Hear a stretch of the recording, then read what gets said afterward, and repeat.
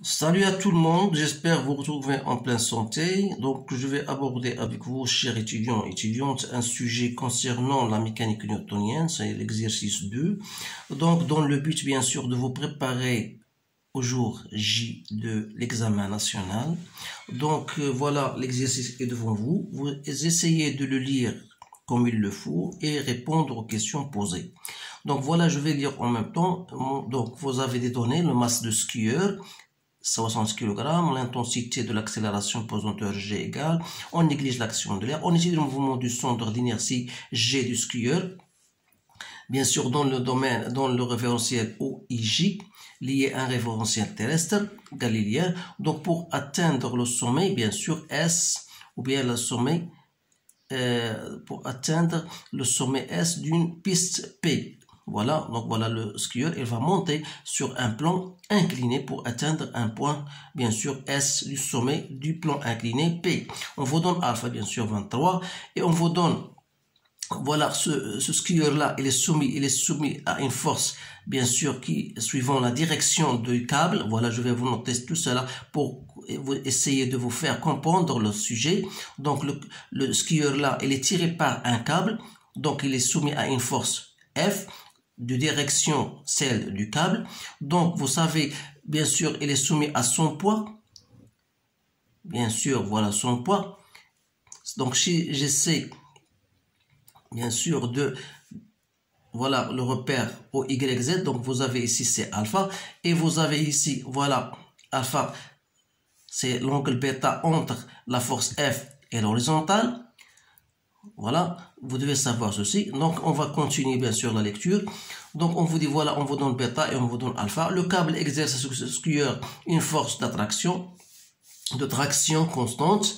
Donc, elle est constante, dirigée selon la direction du câble. Alors, durant toute la phase, le skieur reste constamment en contact avec le sol. Donc, il reste en contact avec le sol. On vous donne, bien sûr, puisqu'il s'agit d'un frottement, donc le skieur est soumis à une force de frottement.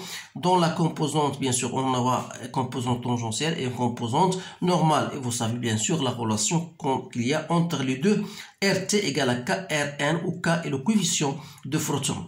On vous donne la force de frottement F. Alors là, on vous demande toujours la même question. En appliquant la deuxième loi de Newton, montrez que l'équation différentielle vérifiée par la vitesse du centre d'inertie, elle s'écrit comme ça. Donc, on va répondre à cette question d'abord et on va bien sûr passer à l'autre question. Donc, l'application de seconde loi, toujours la même. Donc, la somme des forces appliquées égale à m gamma, ou bien m accélération du centre G. Alors, l'important, c'est de savoir quelles sont les forces auxquelles est soumis ce skieur-là. Donc, il est soumis à son poids, bien sûr. Il est soumis à la force F. Et ensuite, il est soumis au poids.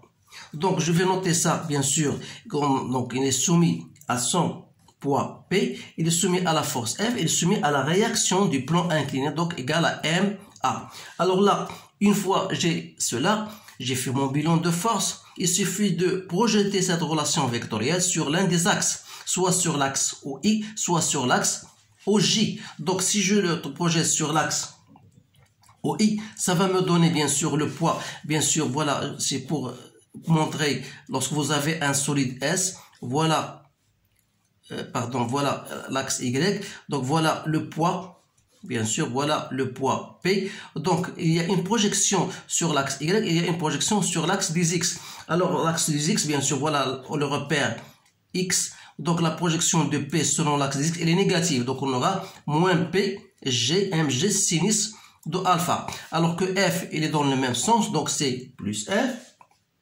donc il reste plus M est égal à MA. Donc, vous savez F. Alors là, il faut faire très attention parce que F ici, voilà, je vais le répéter ici, parce que F ici, quelle est la projection de F sur l'axe des X? Voilà l'axe des X. Donc, je dois savoir quel est l'angle qui est entre la force F et l'axe des X. Alors, si vous observez bien le schéma, vous avez bêta, c'est quoi? C'est l'angle que fait F avec l'horizontale. Alors, pour déterminer l'angle que fait le vecteur F avec l'horizontale OX, il suffit de faire, voilà, vous avez bêta moins alpha. Donc ça, vous le devez savoir d'après une relation que vous avez vue en cours de la 5e ou bien la 6e année. Donc vous savez bien sûr que cet angle-là n'est autre que bêta moins cet angle-là qui est alpha. Donc je vais devoir faire ici c'est cosinus de quoi? De bêta moins alpha. Moins la réaction n'est autre que la force de frottement. Donc moins F égale à MA. Alors si j'arrive à faire cela, il n'y aura plus de problème. Donc MA c'est quoi? C'est M dV sur dt. Donc dV sur dt.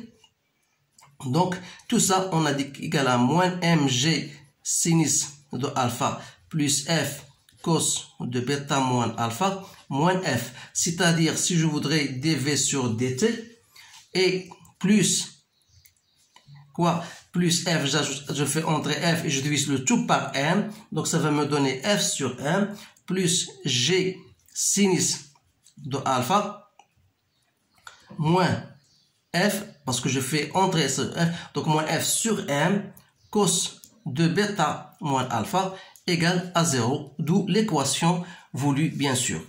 Maintenant, une fois j'ai fait ça, donc on vous dit voilà la courbe de la figure 2 représente la variation de la vitesse en fonction de temps. Alors là, déterminer graphiquement la valeur de l'accélération.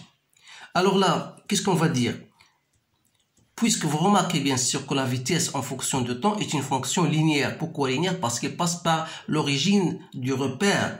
C'est-à-dire, généralement, on va faire, voilà la vitesse en t égale à une constante a qui n'est autre que l'accélération bien sûr du g fois t plus la vitesse initiale. Donc la vitesse initiale au point O égale à 0. Donc il me reste quoi? Il me reste à déterminer AG. C'est-à-dire AG n'est autre que le coefficient directeur. Donc il suffit de choisir un seul point de l'ordonnée, un seul point. Donc si je choisis 0,5, donc voilà 0,5 sur 1, ça me donne 0,5 mètres par seconde au carré. Donc bien sûr, il y a d'autres professeurs qui choisissent 2 points. Et même si vous choisissez 0,5 et 1, donc toujours 1 moins 0,5 sur 0 moins 1, donc il restera toujours le même, vous allez obtenir le même résultat. Donc une fois j'ai déterminé l'accélération, 2,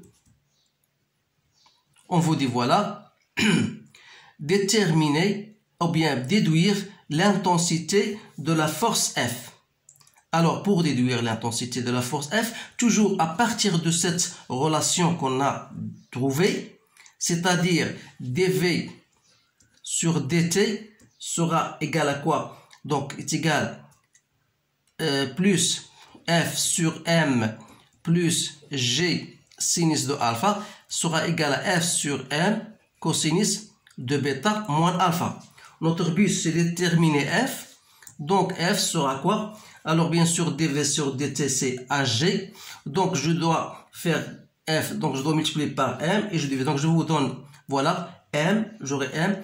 AG plus F sur M plus G sinus de alpha. Le tout, je divise par cosinus de bêta moins alpha. Voilà l'expression de F. Donc, il suffit de faire votre application. Donc, F égale à M, c'est 65, que je multiplie par 0,5, plus F, c'est donné, sur M, 60 kg, plus G, 9,8, donc sinus de alpha, c'est sinus de 23.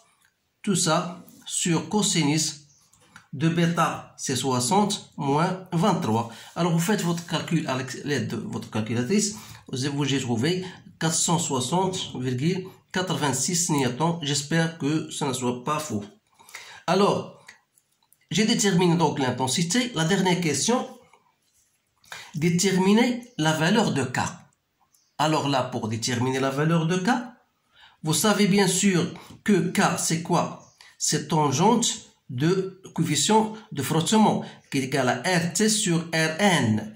Alors là, il me suffit de déterminer RT, Rn, parce que RT c'est F sur Rn. Alors, pour déterminer Rn, il suffit de projeter la seconde loi de Newton selon l'axe OJ. C'est-à-dire, on aura P, voilà, on a P plus R plus F égale à MA.